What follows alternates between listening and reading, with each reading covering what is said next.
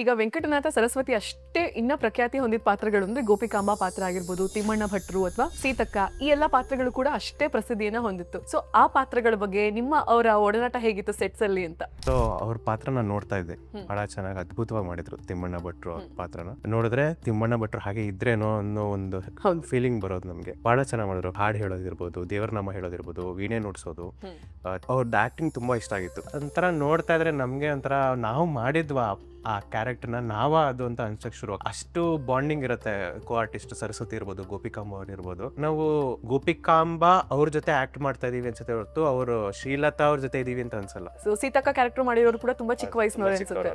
ಅವರು ಚಿಕ್ಕ ಏಜ್ ಆದ್ರೂ ಆ ಪಾತ್ರ ತಗೊಂಡೋಗಿದ್ ರೀತಿ ಹ್ಯಾಟ್ಸ್ ಆಫ್ ಸೀತಕ್ಕ. ಅದು ಬಕ್ಕೊಂಡು ಆ ಪೋಸ್ಟರ್ ಅಲ್ಲಿ ಆಕ್ಟ್ ಮಾಡೋದಿದೆಯಲ್ಲ, it's very difficult. Dialogue delivery ಆ ಏಜ್ ತಕ್ಕನಂಗೆನೆ ಸೀತತ್ತೆ ಕ್ಯಾರೆಕ್ಟರು ಸೀತತ್ತೆ ಅಂತಾನೆ ಮಾತಾಡ್ಕೊಂಡಿರ್ತೀವಿ ನಾವು.